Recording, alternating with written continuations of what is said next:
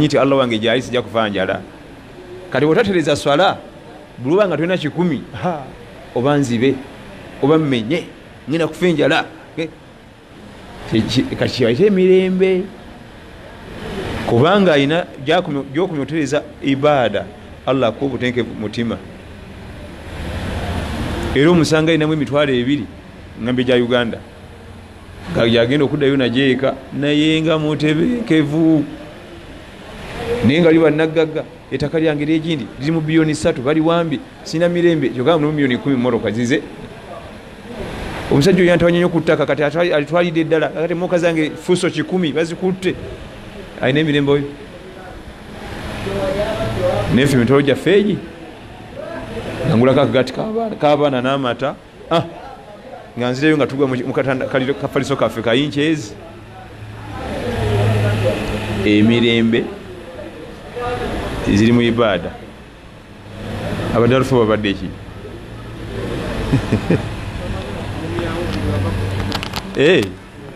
mashallah tuli fenna tugambye nti lwaki bwotereza ibada za Allah emirembe gijja akuwa obukkakka mu mutima nam ekyo nga kya bbeeyi tekyenkanika embeera niwe beetabuse etya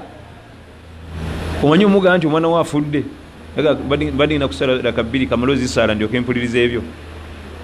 so si kiki nfudde kaka tukoze munsanzi ngina sala sunerakezi kansooke nzikoleki obwo bukakamu bwe tugamba ekizibu ekinene n'akatono ewe ebibeera kyekimu abalina saada abalina emirembe obuzibu ogunene n'akatini byebiki byebimu naye ekyo tugenda kitukako tutya kutereza ibada gyezikoma okuterera gyokoma okusemberewa Allah ng'akunazaamu wasiwasi w'omutima gye baddukira badde muno badde muli njappa kasampola Allah ajja kumpa tuli fenna nam naliko gye nali lumu omusajja ne bamubaka emmotoka twalina sheekhe ne tumusanga emoka ye bagibbye atawaggwawo koze ntya moka yange sente zange nyingi sheekhe yamubuuza ebigambo 2 nadda mu nteeko yamubuuza nti emotoka ye wajja nayo mu duniya nti ogendagenda nayo mu ntaana nti byotajja nabyo nga tugenda kgenda nabyo lwaki bikusitressinga naga njali nnuma tugende tulye lanchi tugende tufune we tulya lanchi njali nnuma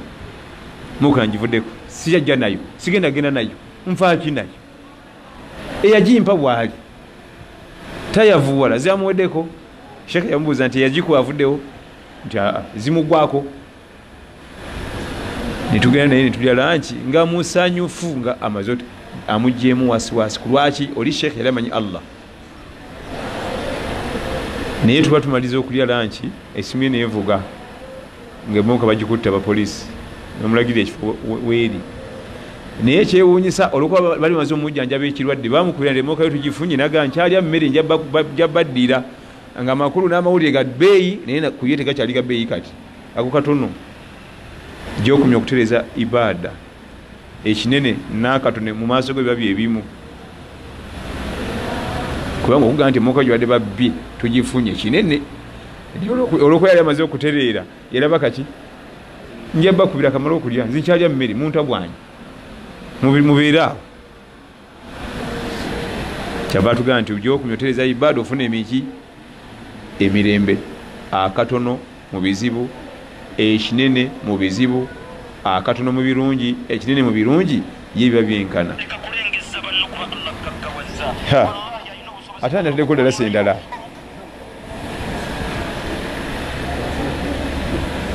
nze sagala faani era nasose kujjako eri kubanga faani bulwadde olajja kuŋŋa nti ebbugumu lingi wano tewali bbugumu nedda abantu batekereko faani zaabwe naye mbadde empulira nemazeeko emirembe ziri zirekeeko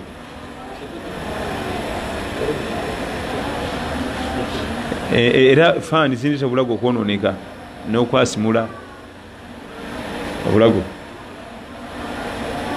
oli ajja kubuuza bubeerawo otya mu bbugumu kano katini bwera kulaba bbugumu genda mu hijja inshallah ojja kulaba ebbugumu oba nzizeyo nga tono wano simanyi nyinza okuba nzijidde mu kaseera nga bbugumu tono era nze nabasisatedeko na biwujjo bye esi saagala nibakabwebasa wama inshallah kakati basebo ne bannyabo baganda baffe abawangalya mu kitundu kino gyokumya okweterezewa Allah era yatugaye mu Qur'an nti taha ma anzalna alayka alqur'ana litashqa nabbi Muhammad sallallahu alaihi wasallam sakusako Qur'ani kubonaabona amakulu ayagala obutabonaabona nansi eno Qur'an buli owulira nga tebala kubonaabona nansi eno wewenyeze ku Qur'an kubanga Allah teyagissa ku muntu yenna nabonaabona gyetukoma gyesamba bino byetufuna bonaabona okufuna abaana kebanalieka lutalo okufuna karenti wosula lutalo ofuna ka medico weyala kujjanjaba mwana lutalo naye gyetukoma okubanga tusemberedde Qur'an al-Karim tojja kubonaabona sige nti wona ogisoma ennyonge byo bijja wabula kyeri kyetwogedde Allah kyakuwa togwamu suubi Allah wanga ndaba ajja kuleeta tetenkanye ate betwogera ebyo abamu babitegeera bubi nagala atulalera engalo batugambye Allah ajja kuleeta tulina tawakkulu ne tawaakulu tawakkulu kwe kwesigamira Allah ma itikhadh asbab ng'otaddewo n'ensonga ate tawaakulu kwe kulimbalimba mbu weesigamira Allah naye nga tutaddewo nansonga عن عمر بن الخطاب رضي الله عنه قال رسول الله صلى الله عليه وسلم لو أنكم توكلون على الله حق توكله لرزقكم كما يرزق الطير تغدو حماصا وتروح بطانا عمر بن الخطاب يتغانت نبي يتويغريزا صلى الله عليه وسلم omwana addamu abakubanga yeesigamira Allah olwesigamira olwannama ddala yandibadde amugabiriranga kinyonyi la razaqahu kama yarzuqu at-tayr taghdu himasa taghdu yani takhruju sabah kumacha kikira kufuluma nga kiyala al-ghudu al-khuruj fi awwal waqt fi awwal an-nahar taghdu himasa kifuluma kiyala wa taruhu bitana wa tarji fi al-layl shab'an naye ekinyonyi ekyo kyolaba kirina ebintu ebi bisatu mu kwesigamira Allah ekisookera ddala itikhadh asbab kiteekawo amakuwa riziki mweyita tekisigala ku muti kikeera kufuluma tekisigala mu kiyumba muli kutuula bwe kiti kikeera ffe tugenda ogenda mu subuhi bo bafumye dda kunoonya riziki amakulu ananoonya riziki nga ya halali mu bitendo byalina mulimu okkeera ng'ekinyonyi bwe kikeera tekisigala mu kiyumba kyakyo kutuula eyo nti nze nesigamira Allah ajja kuleeta nga bavuka baffe abamu atula ku muzikiti awo n'asirika buli bugwala bayitawo n'amukuba tiketi ye ne kakutana n'ojja nga oyambadde ku ngoye ez'ebbeeyi lwakatiketi akako kaba kanene ekinyonyi kikeera kutambula naye teweerabira nti ekinyonyi tekina ka bizinensi tekina kaduuka tekina kalimo konna naye kyo kimanyi nti Allah wange yanteeka wano tasobola kundeka kufa njala naye ffe tulina n'ennimiro ffe tulina n'akaduuka tulina n'egundi n'akatale n'omudaala naye tumubuusabuusa nti aleka ajja kutulema okutulabirira kyo kikakasa nti Allah wange ajja kundabirira ekyo kimu kirina n'abato naye tekisula njala wewunye ekinyonyi n'abaana baakyo tebasula njala n'olunaku n'olu ffe abalina n'amaduuka n'akatale n'omudaala naki ne woofiisi oluusi tebasula ku lwaki tetumwesigamira tumubuusabuusa naye kyo kina kikumi ku kikumi Allah wange ndaba tasula kundeka kusula njala kikuta n'abateeka ne bakola ki abamu muffe bwafunayo akasente nga wakalyako tekajja kumalaka ye n'agisiiba asobole okatuuseeka nga kawera kubanga walirako lanki kaba kakoze eki kulwaki ffe tusiba enjala nga tulina n'obulimo tumubuusabuusa ayinza okulemwa okumpa leero allah alemwe nam ekinyonyi kirina okwesigamira allah olwesigama oluki olujjuvu 100%, ate ffe ne 30% tetugiweza era kibalaba akwatamu ati nebikaluba abaana banasoma batya abaana banakula batya abaana banasoma batya gubage gubasomesa nyini botaliwo oba omwerabidde na oba bamugyeko ekinyonyi nabbi kiyatukubirako ekyokulabirako mu kwesigamira allah kyekimu ku bintu ebyesigamira ennyo allah tabaraka wataala naye kyolaba ekyo kikozi kiyinza okuba kisula wano naye nga kiriira eyo wala kilomitazi nga 100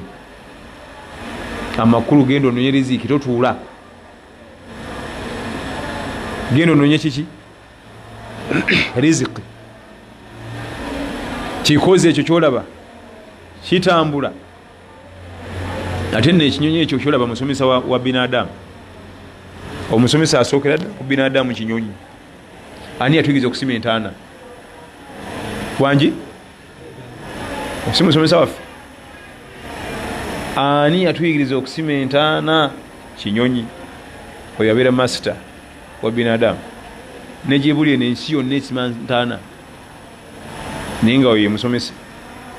kale ate atuzzeemu envunula bibya natuyigiriza ne tawakkulu ti abange mwesigamire allah ajja kuleeta gwesamu amaanyi keera noonya riziki naye totya allah ajja tuwa era zemu atusomeseza again ate tuliyiga ate tawakkulu yo yatulemu okuyiga okwesigamira allah okwannamaddala kuba tulemu okukola ki okuyiga kubanga tumubuusabuusa era kinyonyi azemu atusomeseza tya tofaayo kakkana toti abaana ajja kulya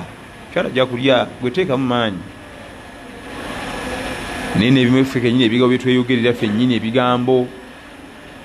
kakati abaana ngenda baliisaati ye nga zinsanze nze okukula kwetta ebigambo bimwe tuyisa bibi nnyo mu tawhidi byonna tawhidi waffe okukula kwekola ki kwetta ekyo omusiramu akyogera mba okukula kwetta katuweseddi yibaga ensobola okubeera mutobuto awo nga tovaawo apozinga lyawo ebyo byonna byonna nabyo bireeta obuzibu mu riziki bireeta obuzibu mu tawakkulu byetweyogerera ffe kennyini kakati ffe ne famire yaffe ogiraba mwenva ffe tubeera banaku olubeerera kati jjajja gundi ne tata gundi ankowe gundi ani agambye nam waliwo liwayega nti waalaniyatukum turuzakun anti mumanyi oluwarabu waalaniyatukum turuzakun eniya gyolina yeriziki alla gyakuwa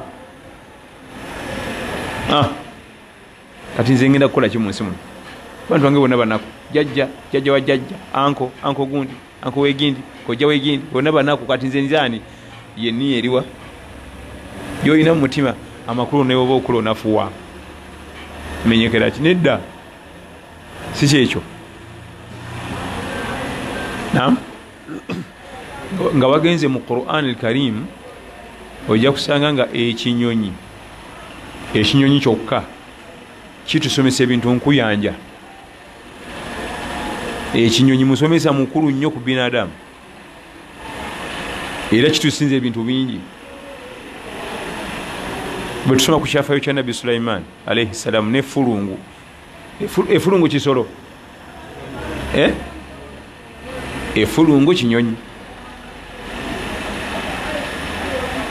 bwe kyakomewo wa mukama wakyo Sulaiman nti inni wajadtu mura'atan tamlikuhum wa utiyat min kulli shay wa laha arshun azim wajadtuha wa qaumaha yasjuduna lishamsi min dunillah وزين لهم الشيطان أعمالهم فصدهم عن السبيل فهم لا يهتدون كما قال سليمان عليه السلام ndabi omukyala eyo kabaka afuga abantu mukyala yi kabaka ne mu byenneewuunyisiza kiri eki bashiriku yasjuduna lishams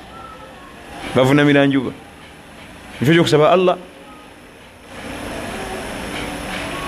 gwokimanyi nti Allah yesiza ku kinyonyi ekyo kingidoomu yonna netula shahada kikulaga nti ne mu ddaawa nayo gyekiri kyaweerezako mu ddaawa kubanga nabbi Sulaimaani yali tamanyi kingidoomu eyo nti gyeri ye tegimanyi ekyo kimu ekyokubiri nga takimanyi nti bashiriku yamugamba nti bali bashiriku bazibu nabbi Sulaimaani nawandika ebbaluwa nagimu agitwala eyo nti bugende batwalire ebbaluwa eyo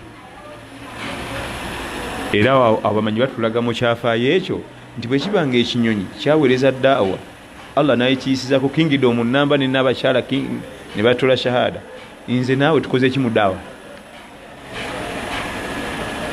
nze naawe tukoze eki muki kubanga mukulu fulungu yabalaba nga bali mu bubuze naye nze tebategeera lulimi lwenjogera nze ndi kinyonyi tebategeera luki lulimi lwange kangende ngambe asobola okwogera bye bategeera kati nawe okulabikira mu ddaawa si tteeka nti olina kujja kukwata emizindalo nga bakiti bakyeyune osobola okulabikira mu eri endala naye noweereza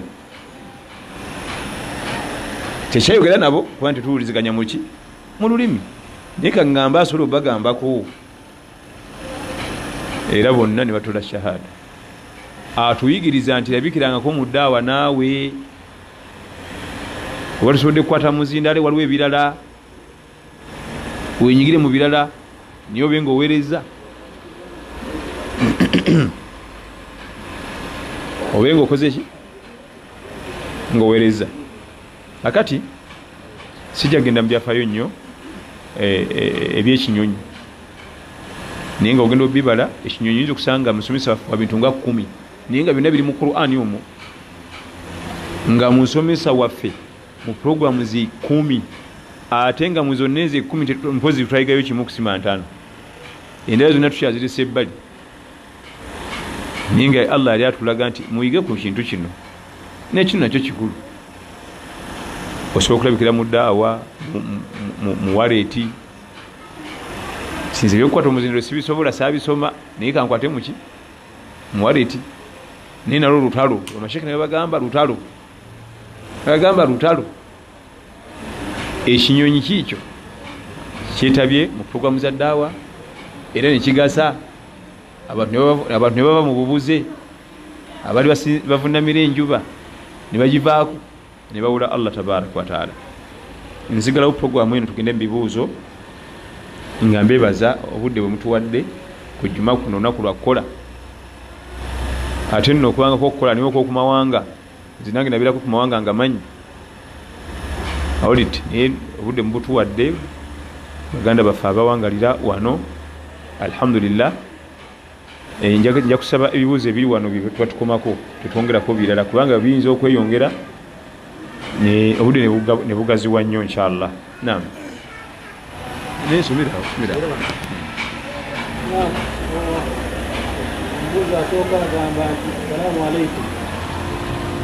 omuntu akoze shiriki yenenya atya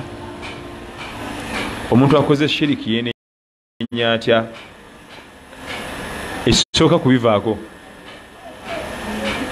oba abusibe mu nyankani mu dduuka oba ku mubiri oba mu nyumba byonna biveeko bisumuleyo bisumulule bikumeko omuliro bisuule ekyo kimu ekyokubiri ogambe Allah nti Allah wange mbadde nabula nendowooza nti bino bigaba obugagga bigaba oluzaalo bigaba obulamu naye mbivuddemu ne kano kakulu omuntu yenna anabeera feriya mu nsi muno kasi totandika ebyo ng'oyagala okubeera feriya omulungi bandoga waliwo batanjagaliza balina fitina bankwatibwa ensaalwa kaŋŋendekebwa omusawo ogundi ankoleko owedde baferiya bonna bayitamu eyo layini lwaki afuuka feriya ate asobola okukola buli kamwaka atya omuntu ali mu ebyo bandoga njagenda omusawo ankoleko ne bwemuletera enkoko nogimuwa nti kuletedde enkoko yiyo ngaekirabo tagisobola nti hakatumanyi byataddemu ebyokola ayagala kunzita tasobola gikwatako tagikwatako abo we batyo buli kamu akatya namala asanga akanyonyi nga kafudde kali mu lujja lwe akanyonyi waliwo akasindise bansulidde wano ebyokola bansulidde wano ebyo buli kimu akitya kyobula Allah tugamba nti wa annahum kana rijalu min al ins yaudhuna birijali min al jinni fazaduhum rahaqa kasita abantu batandika okusinza ebintu ebyo ne babisaba obugagga tebalina kye bafunayo okugjako rahaqa kyeki shiddatul khawf okutya ennyo omuntu omushiriku aba atya nnyo n'ebitalina makulu abitya kubanga ye obwongo babulookingira ku kintu eki buli kyalaba bandoga bansindikidde ebijadu bansindikidde ebyokoola buli kyalaba oli neighbor yakomawo ekiro nga bava mu kyalo walise n'enkoko nga enkoko emu nebabulako yali ya white kati enkoko yo bwe yatambula negenda ku shedi netuula nesirikira bano bagulawo ne bagira bakumakyako eri ku shedi yaabwe bagala kutusanyawo bagala kututta naye nga nkoko ya neighbor yabuze tayinza nakirowooza ekyo bali bajjamu ebintu mu buutu ekiro enkoko emu nebabulako buli kamu akola ki akatya kapa bwe kaba ekiro genda okungula ejjajaawo mbwe era kutuseera tufe kapa enjala oba egiruma oba ena ekiwundu kyekigikabya naye yagamba oyagala basera kati eyo kapa yina obuyinza obuta omuntu eyo genda okungulani jjajaawo ebintu bya shiriki togezanga n'obyetantala ekisooka ogwamu valiyu ekyokuli ibada zo zonna zifa ekyokusatu oba mutiitiizi nnyo buli kamu okatya kubanga bali abasajja abashiku kye bakola bakussaamu khawufu buli kyolaba kyonna olowooza balina bye bansindikidde kati waliwo ennyumba zetubaamu ennyumba ez'endabirwamu ebinyonyi ebyo endabirwamu bitawanyizibwa endabirwamu kiyinza okulaba ngaewatali kino ekijja kigitomera kati olaba bansindikidde ejjaduliiryo naye nga kinyonyi kize kitomedde endabirwamu nekigwawo kibaali kirowooza wali waggule baba batya nnyo olumu twali tuva mu dalasa ekiro ngaemuuka yaffe yayingiddemu omusota muuka twapakinga mu nsiko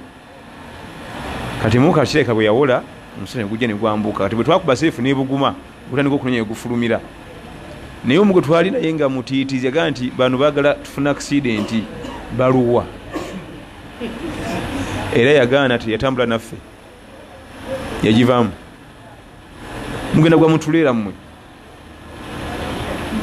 netumugamba nti gwegenda oli nyezize zitagwe mutuleera ffe katugende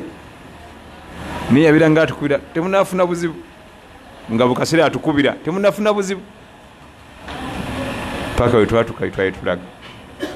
kutya nemugamba nti omusota emoka yadde epakinze mu nsiko ng'emikisa gy'okuba nti mu nsiko mulimu emisota mikisa giri waggulu naye bo babatya buti nam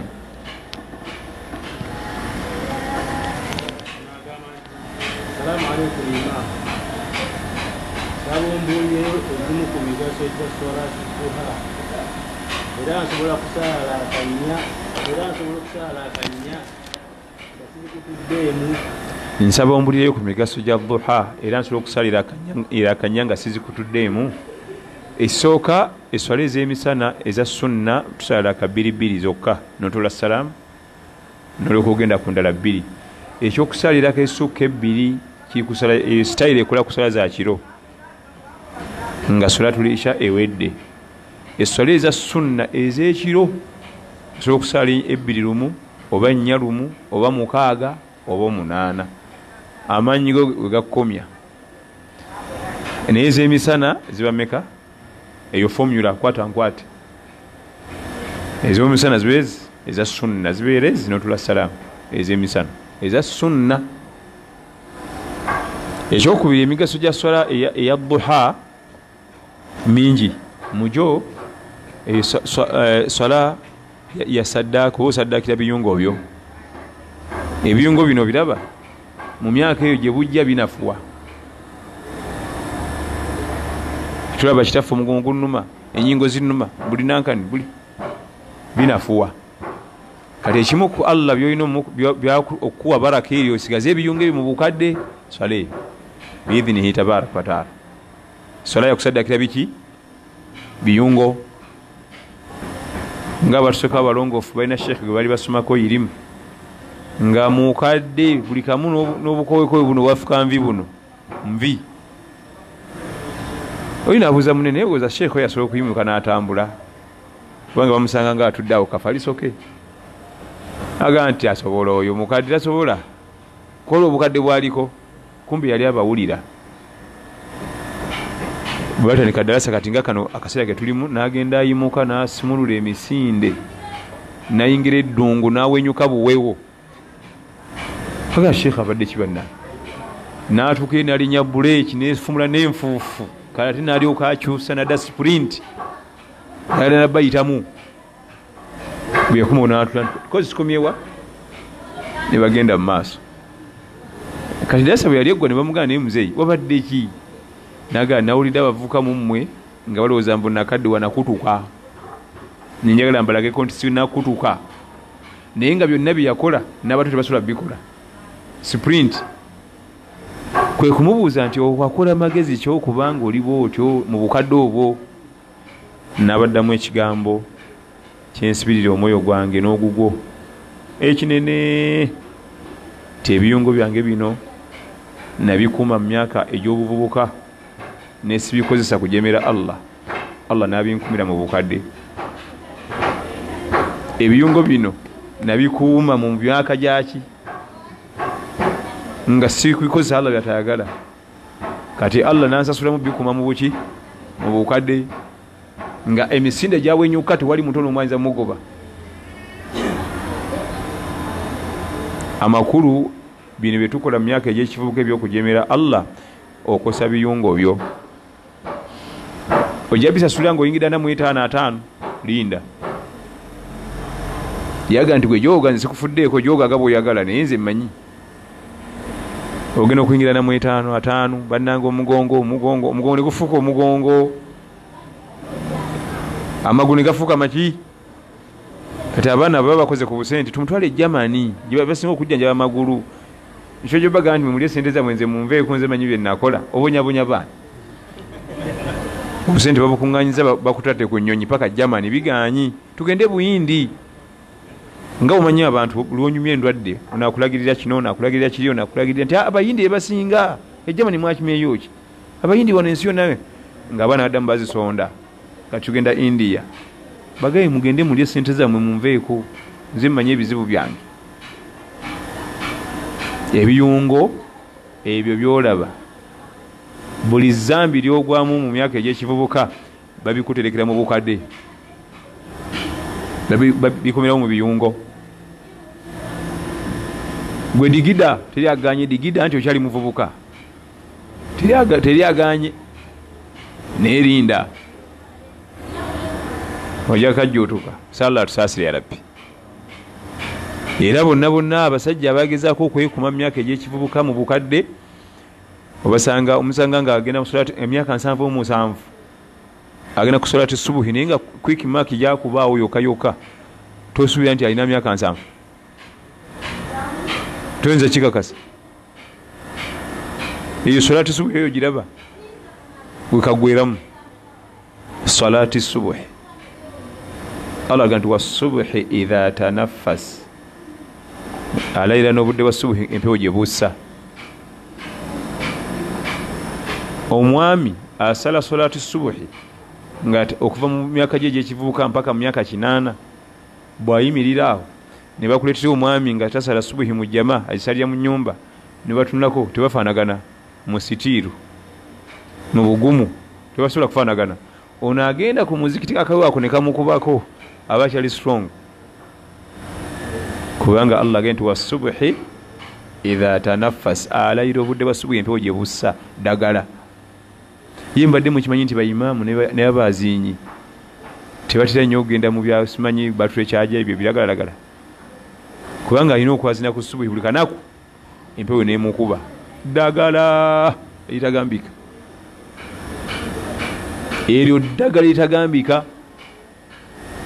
era baimaamu n'abazinyi bazaala obwana bungi nnyo kubanga sisitimu zaabwe zibannamu nnyo nnyo kubanga buli kanaku alina okugenda ku muzikiti. Temusekale mugana ngamba baimaamu bamu aba wano tuli fenna oluvaawo meseji omuyimbi gundi ayimba meseji ejudde mu Quran, medicine ajudde mu Quran, military Quran al-Karim, education Quran al-Karim, ebyobulimi byonna ebyobusuubuzi biri omwo. Lwakuba ffe tubijjaamu tubita kompite nga bagende kusikiramu medicine ali mu Quran, eddagala erijjudde omwo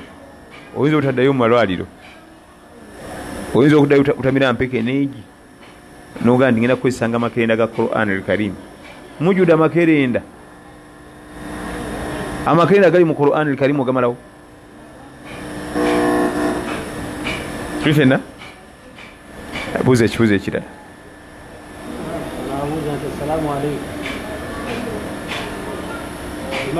Waalaikum salaam.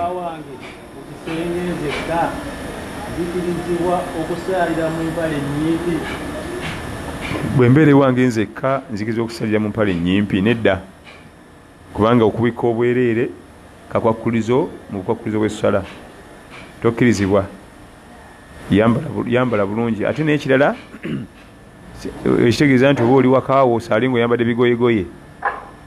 Allah atugamba nti ya bani adama khudhu zinatakum inda kulli masjid.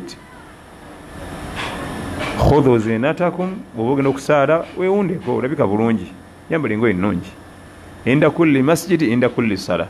ategeeza buli sala alabika bulungi. Ogenda mu maaso ga Allah, ogenda kuyimirira mu maaso gani? Tojjira mu byovulo bya makanika giriisi byonna bijjudde oyiro, labika bulungi. Naam. Imam, assalamu alaikum. Alaikum salaam.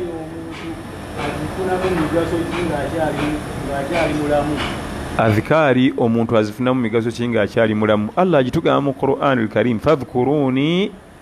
adhkurukum. Somanya adhikari ng'ontendereza bw'onoofuna obuzibu nange nja kwanguyira. Gy'okoma okuba nti oyitiriza okutendereza Allah tabaraka wa taala w'omwetaagidde naye akola ki? Era natugamba ku nabbi Yunus alayhi salam ow'ekyennyanja, nabbi Yunus yamirwa ekyennyanja, falawula annahu kaana min almusabbihin, abakubanga itasoma dhikari lalabitha fi batnihi ila yaumi yubathun, nali nja muleka mu kyennyanja omwo naye yali asoma dhikari nemwanukula nti kale vaayo. Emigaso gya dhikari nga mingi nnyo, mujo kukwanukula nga waliwo bitabuse ai Allah wange kati ndi wano gonzijawo genti kale omuddu wange antendereza nnyo. Omuddu wange oyo siva ku lulimi lwe kamute. Edduwa zaffe tuba tuzisoma bamalayika ebazitwala ne bazanjulayo, naye bamalayika waliwo omuntu nga basomba edduwa gati oyo Huseini kyamanywa ajja nnyo wano. Bwe kibanga ne bamalayika bakumanyi bakuyambako eri ti Allah omuddu ono tusomba nnyo edduwazi naye mukoleko, naye wali batwala edduwa eno yaani nga alwawo okulabika wano tebakwolereza. Kati ekimu ku migaso gya adhikari nga bitabuse ga nti Allah wange siinayo mulala yegwe wekka gonzija wano. Lalabitha fi batnihi ila yaumi yubathun, abakubanga itantendereza naye ngenda muleka mu kibinnyanja ekyo paka yaumul qiyama, naye yali antendereza. Innahum kanu yusari'una ila alkhairat wa yad'unana raghaban wa rahaba wa kanu lana khashi'in. Ba anbiya bonna alayhim salam balinga bantu bakola ibada na kutendereza Allah kironda misana machaka wongezi. Ekirala adhikari kyezireeta waliwo akatabo baketa husnul muslim akamyufu akedduwa kitegeeza olukomera lw'omusiraamu. Bw'osoma ennyo adhikari oba wezimbyeko olukomera olwa 99 n'amasanyalaze n'esengenge sheitaani nga tekutuukako mangu ekona ku lukomero eri ng'oli wakati. Sheitaani amajiini gamutomedde gamugwiridde gagwira lukomera era biiseeyiseemu bya sheitaani bigwa eri ku luki tebikoona ku bode gyokoma okwesamba adhikaari buli sheitaani weegira bweti etukira ku bode yo. Bakebedde malaria temuli naye temperature eri waggulu, typhoid temuli, abasawo bagende tebulwaisi bulaba mu mutwale ebishayatuni nga byamutomedde. Gyokoma okusoma adhikaari biidhinihi tabaraka wataala, gyokuma okwezimbako olukomera nga sheitaani weziba zize zikoona kuki lukomera lwo goli eno wakati nende. Naam. Assalamu alaikum Imam. Wa alaikum assalam.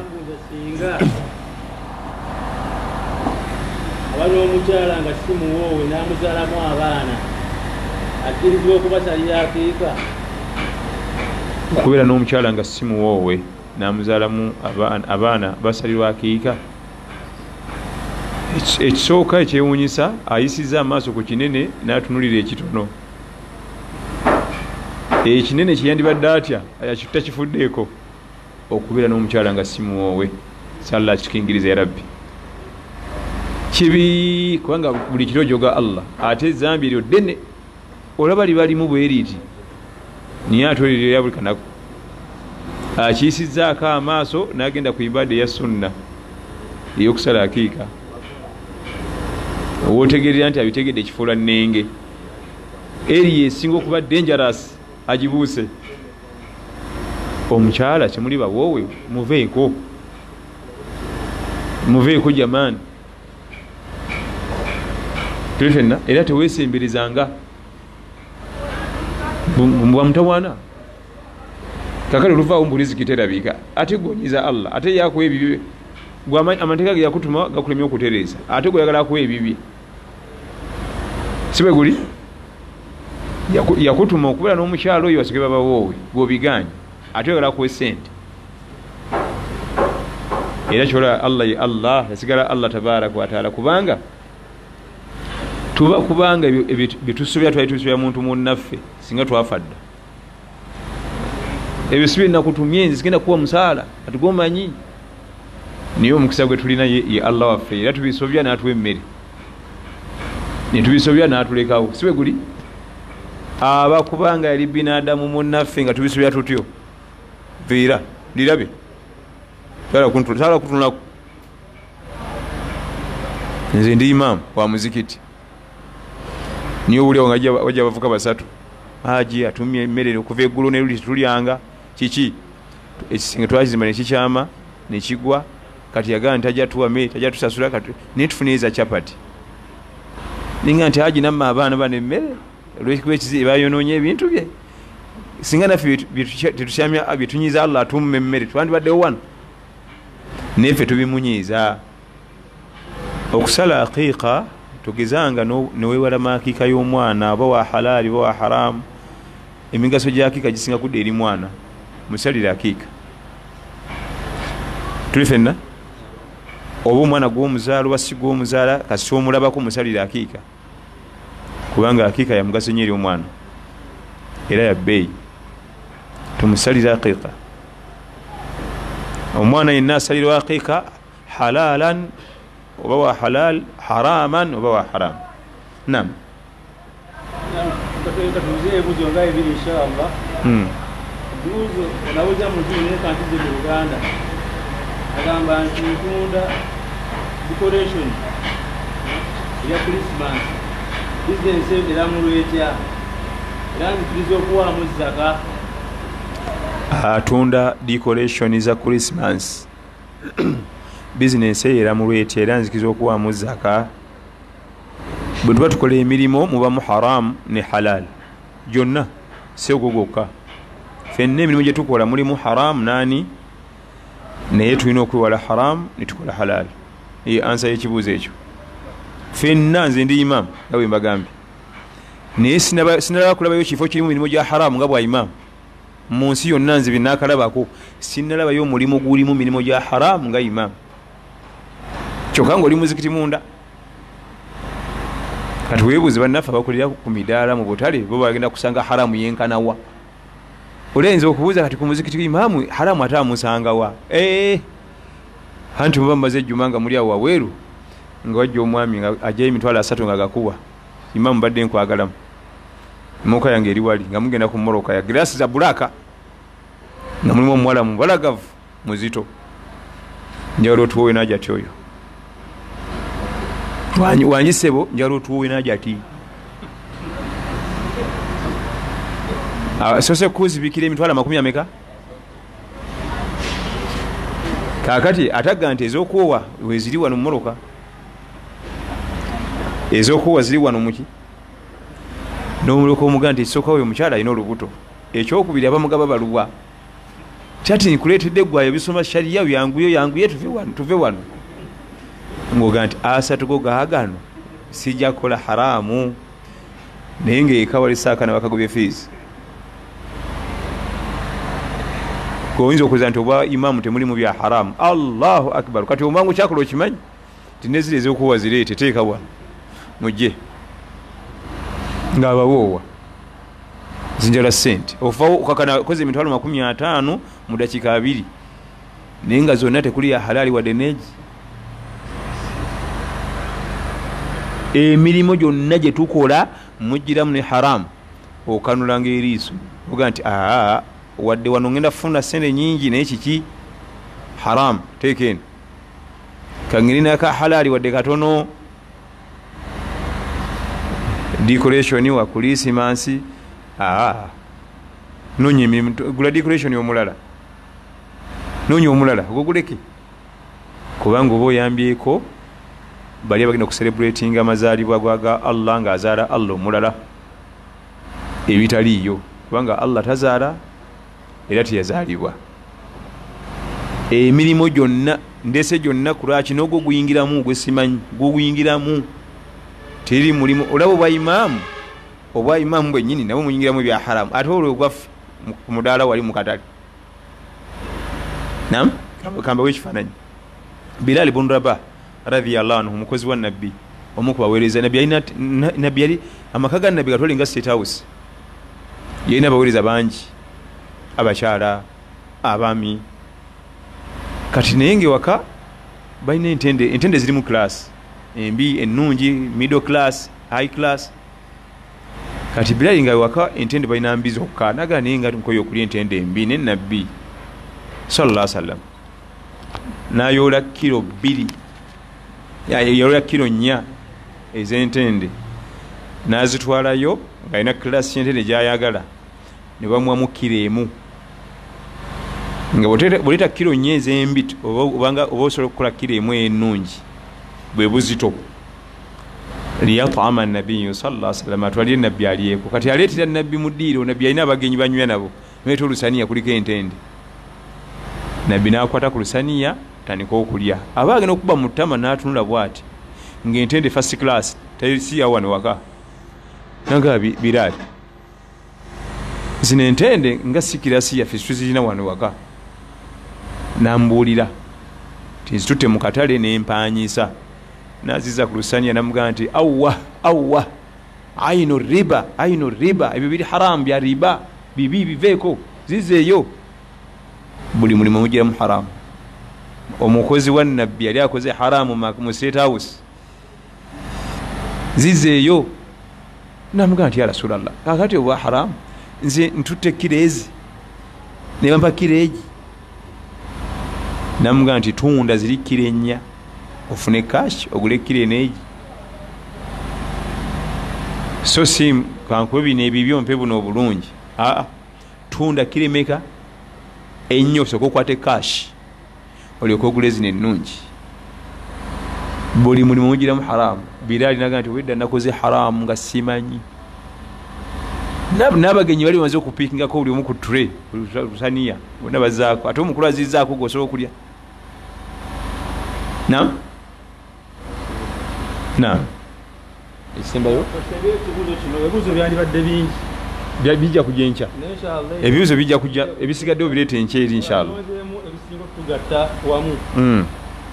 nabuuza nti teach me the dua for my dear parents kupasi kyawe edduwa ayamuyigiza edduwa y'abazadde baba abaafa tewali weta yogera ayi Allah taata wange mama wange bagenda basaasire byabasonyiwako basaasire yabasobako bazize entaana bateremu ekitangaala mu lulimi lwomanyi basabire obakoleyo ne buibaada kati ngoga nti oba nfunayo akaana nkaweerere kamulekwa empeera ezivamu zigendewo omukadde oba waliwo ebintu ebitalina kuva mu bulamu bwaffe bajama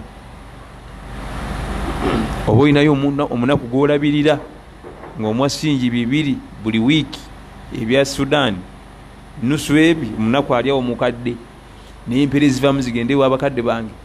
olabanga akokusaaga ako kanene naye nga tokasuula oga nti buli wiiki nusu ebi nzenna abantu bemmanyi nga ye omusaala gwe kuliko sente za sikaali kasita omusaala gufuluma kuliko sente za sikaali yakiteekawo tulina kati oyinza nawe ofunayo kaibaada n'okakola ngako kabakadde abaafa nga buli mwezi oba buli wiiki tebakwetagako nno bingi nnyo katono bwe kati katono ate tukasobola kati singi 2 ebya Sudan bikukolakooki niyo manyi kyoba osese tuddaawo gwe kyoba osese tudde okimanyi obuzito bwakyo nusu ebi kati nno mmaliriza ebigambo byange nga mbeebaza obudde bwe mumpadde era tusaba Allah akadde kana akatulage ku lunaku luli nga tutuse maaso ge sinasaba dduwa n'okutira omwoyo gwange n'ogugwo obeereyo ne kayibaadako nga teri akamanyi okujjako gwe ne Allah obeereyo ne kayibaada nga teri akamanyi okujjako gwe nani nga n'omukyala ekatakamanyi nga n'omukyala we kakayibaada kutakamanyi waliwo omusajja abatusokawo balongoofu yalinga asiba ennaku eza sunna naye nga n'omukyala tamanyiika yali akola mu bajjiro ng'amutegekera emmere gyagenda nayo mu dishi naye nga oba yasibye watasibye yagenda nayo oba yasibye ng'agigabira banne ku bajjiro nga bagirya kati lumu omukyala yajja n'amulengera edishi n'agigaba meyona ne bajja ne bajjona gati abakozi banne ne bajja ne bagimalamu mukazi yali azze kumukyalira ku mulimu n'amulengera ng'agaba emmere yonna ne bagirya omukyala n'anyiiga kubanga omukyala tayagala fumba mmere ye ate ogizanyiremu namugamba bulijjo emmere yange ogabangabe namugamba nti nawalirizibwa omubuulira nti bulijjo mba nasiibye naye nga wali emyaka gigenda mu 5 aga nti lwaki olimba sikulaba nkono olunaku n'olungo si olunaku lwa sunna lwaki olimba namugamba nali nagikuuma nga ibaada eri wakati wange nani naye ngenza okulanga emmere nejja kutabula kwe kubbirako nti nze Monday ne Thursday nsiiba kati nga tewe nadda tompa mmere nasiibye atolo ibaada egenda kumanyikwa n'abaki n'abalala manya libere wakati naye olw'okunyingiriza nnyo kankikubuulire befena ibaada nga onebwe kaba kakinaku kubanga olwo abantu betumanyi nga ayamba omunaku naye nga n'omunaku etakimanyi nti oyo yamuyamba amuyamba naye nga omunaku ayagala kumanya nyampa emitwalo gino 10 buli wiiki nga tasobola mumanya agitwala ku mobile money ne bazisindika ku simyoli aga nti eri ku yaumul qiyama ku minzaani nam ku minzaani batutadde waliwe bati nga bwolaba bagula ennyama ntemera embiriizi kilo 3 nasaako nezitawera alina obuntu bwakwatako bwati wali obulabye bwogenda okuba ku yaumul qiyama batekeko eswalaala manzaani bigaane kati obulimolimu obwo bajja okukwatako basuuleko bati minzaani etambule ali batalina biriba biganye wamugambye embiriizi wakwata si wali embiriizi kilo zikyaganye okuwera nasikayo kali time egenda tuka ku yaumul qiyama nga yeggwe yenze tinali egudere eyo nimpa omukazi omusudani yali munaku nemwasinzange 5 nga sizirabako ku minzaani bakateekeko bati minzaani etambule minzaani ekoleki etambule tuyitirize obuntu obwo ربنا آتنا في الدنيا حسنة